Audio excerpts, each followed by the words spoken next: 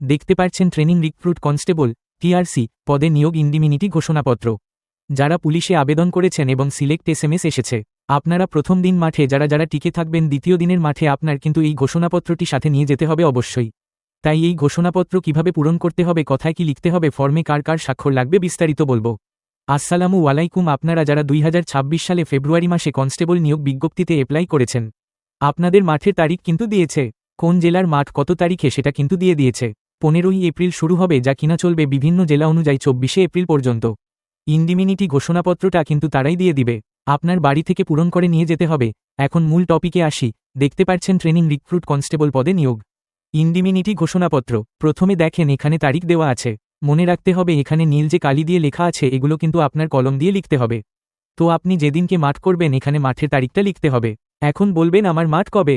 নিয়োগ বিজ্ঞপ্তি নিচে দিকে দেওয়া আছে কোন জেলার মাঠ কবে অনুষ্ঠিত হবে স্ব পুলিশ লাইনে।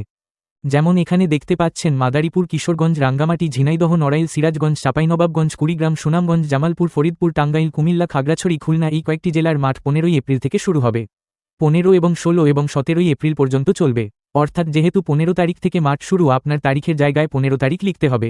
এরপর দেখেন আপনি যে জেলা থেকে আবেদন করবেন সেই জেলার নাম।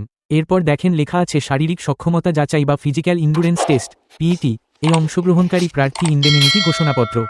এই ইন্ডিমিনি ঘোষণাপত্রটা কেন নেওয়া হয় আপনারা জানেন। এখানে দেখেন নিচে লেখা আছে, একটু পরেই জানতে পারবেন। এরপর দেখেন জনাব যথাযথ সম্মানপূর্বক বিনীত নিবেদন, এই যে আমি এখানে আপনার নামটি লিখবেন। এরপর আপনি এনআইডি কার্ড দিয়ে নাকি জন্ম নিবন্ধন দিয়ে আবেদন করেছেন সেই নাম্বারটি এখানে লিখবেন। তারপর সার্টিফিকেট অনুযায়ী জন্ম নিবন্ধ তারিখ লিখবেন। এরপর পিতার নাম লিখবেন, তারপর মাতার নাম, তারপর আপনার গ্রামের নাম লিখবেন এবং আপনার ডাকঘরের নাম লিখবেন। তারপর থানা লিখবেন, তারপর জেলা।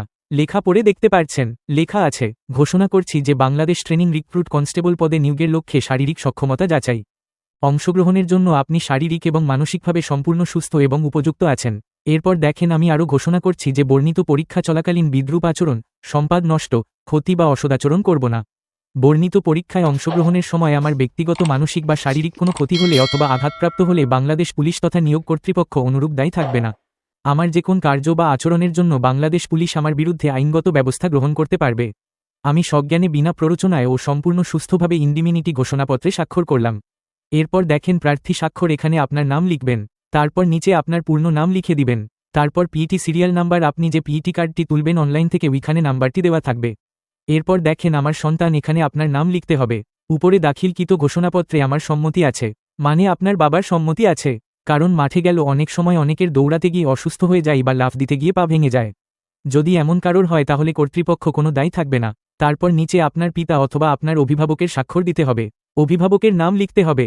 তারপর অভিভাবকের সাথে সম্পর্ক কি আপনার সেটা লিখতে হবে। এরপর আপনার মোবাইল নাম্বারটা দিয়ে দিবেন। আর এখানে খেয়াল রাখতে অবশ্যই কিন্তু আপনার অভিভাবকের স্বাক্ষর করতে হবে। মূলত ইন্ডিমিনিটে ঘোষণাপে স্বাক্ষর করার মূলত কাজ মাঠে গিয়ে প্রার্থী যদি কোনভাবে হাত পা ভাঙে অথবা কোন আঘাতপ্রাপ্ত হয় তাহলে কর্তৃপক্ষ কোনভাবে দায়ী থাকবে না।